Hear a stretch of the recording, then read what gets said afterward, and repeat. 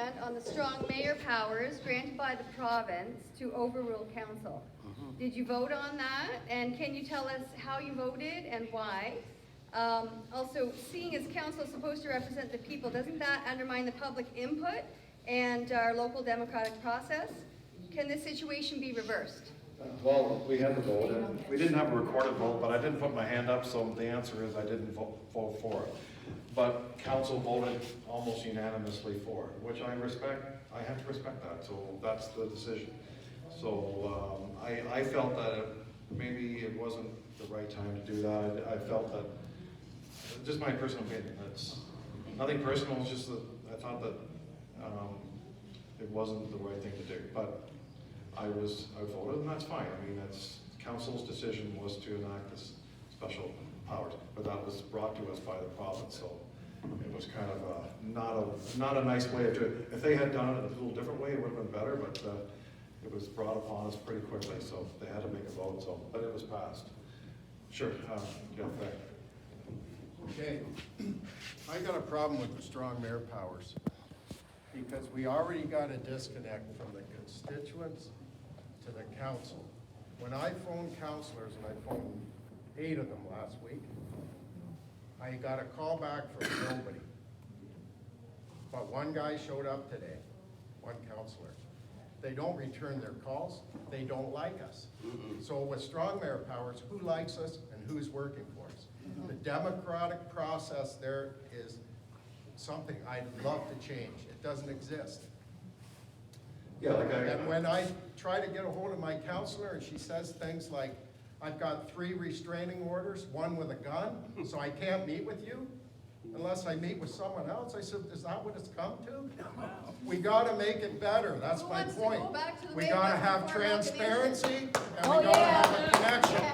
Accountability. Accountability. This is where we stand. And people need to know this. It's gotta change. You can talk about I have not everybody nothing against you. agrees I with me, love but I what you're mean, doing. there's either, like I've always said, like there's either people that like you or love you or hate your guts. I do That not happens to me dislike you, too. Ron. So I mean, I take the good with the bad. So I mean, I'm not complaining. I took this job on, so I know that. But I try to get back to people. But I can't speak for other members of council how they get back. I mean, I'm sure they do their best, but they, you know, if they don't get back, well, I can't really interfere with their way of how they do things. But I just wanted to say that Ron Ashmore is one of the only councillors that's actually even having town hall, so thank you. I know that's hard. Can we nominate you for deputy mayor?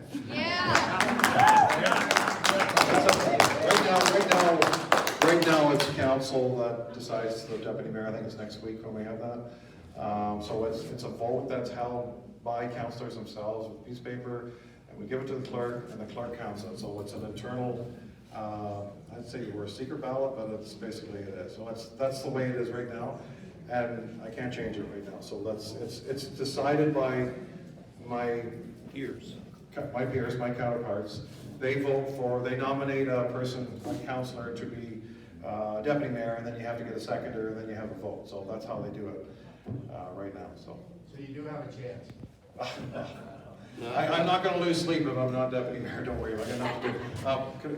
At the back there, yeah, please. Hi. Yeah. So Hi.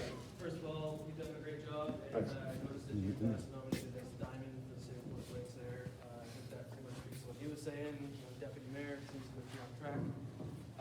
On the fronts that have been brought up tonight, first of all, I have 3 children in Thurstonia, and I would agree that the dock space, public dock space, has been a monstrosity that we've been battling for. I don't know where